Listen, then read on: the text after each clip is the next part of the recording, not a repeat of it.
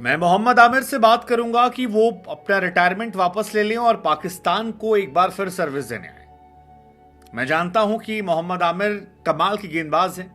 मैं जानता हूं इस बात को कि आमिर और मैं अगर एक साथ गेंदबाजी करेंगे तो दुनिया के किसी भी बैटिंग लाइनअप को हम ध्वस्त कर सकते हैं। मैंने और आमिर ने तकरीबन 5 साल तक एक दूसरे के साथ गेंदबाजी की है और पावर प्ले में हमारी गेंदबाजी का तोड़ नहीं है। मैं चाहता हूं कि T20 वर्ल्ड कप में मोहम्मद आमिर हमारी टीम से खेलें। पाकिस्तानी कप्तान शाहीन शाह अफरीदी के ये वो शब्द हैं जो फिलहाल चर्चा के केंद्र में हैं। शाहीन शाह अफरीदी जो मोहम्मद आमिर के एक जमाने में कट्टर दुश्मन माने जाते थे।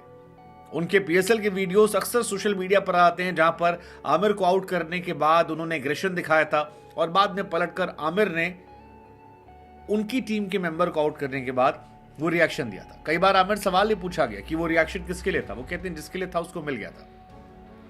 लेकिन वही शाहीन शाह अफरीदी जब मोहम्मद आमिर को टीम में लाने और साथ में खिलाने की बात करते हैं तो लोगों के मन में सवाल आता है कि क्यों, वजह क्या है। तो जवाब इसका बड़ा सिंपल है।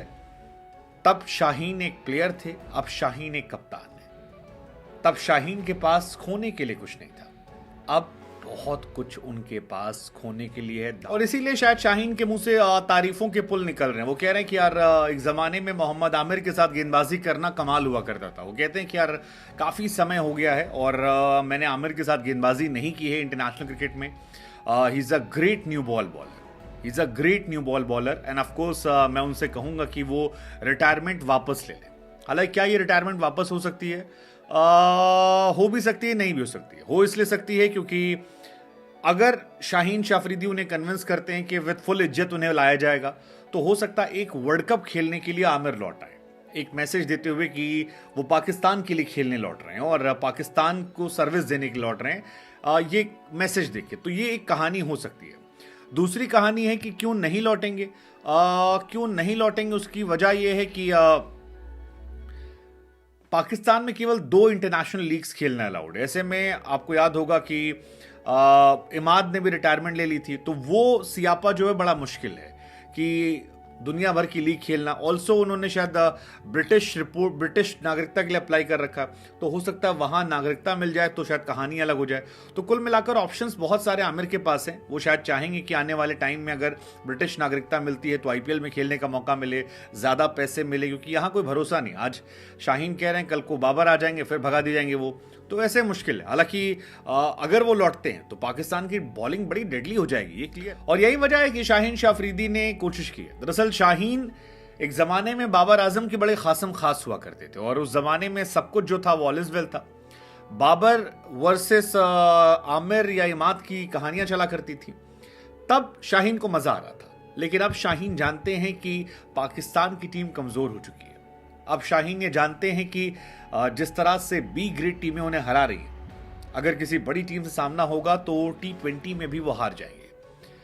हारिस रऊफ काफी पिटते रहते हैं, नसीम शाह की फिटनेस जो है इन एंड आउट होती है और बाकी जितने भी गेंदबाज उन्होंने ट्राई किए इस बीच में वो सब इफ एंड बट वाले थे। कोई ऐसा नहीं था जो गेम चेंजर हो, कोई ऐसा नहीं था जो एक तरफा डोमिनेट कर सके, कोई ऐसा नहीं था जो माहौल इतना बड़ा कर दे कि सामने वाली टीम को ध्वस्त कर दे।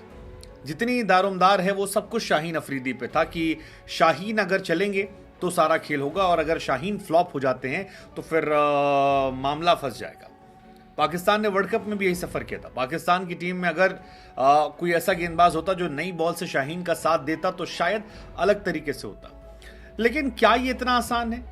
और क्या कहते हैं स्टैट्स? तो स्टैट्स गुरु ये कहते हैं कि शाहीन शाह अफरीदी और मोहम्मद आमिर ने जब जब साथ में खेला है तो पावर प्ले विकेट या उनका अगर गिन लें या दोनों के पावर प्ले अगर मिला लें तो तकरीबन 213 विकेट होते हैं जो पावर प्ले में। और शाहीन अब समझते हैं सिचुएशन को। अब पाकिस्तान में उन्हें तीनों फॉर्मेट कप्तान बनाए जाने की बात की जा रही है। अगर आपको तीनों फॉर्मेट कप्तान बनना है तो फिर आपको अलग तरह से खेलना पड़ेगा। आपको वो प्लेयर लाने होंगे जो आपको मैच जिताएं, ना कि वो प्लेयर लाने होंगे जो आपके फेवरेट बन जाए।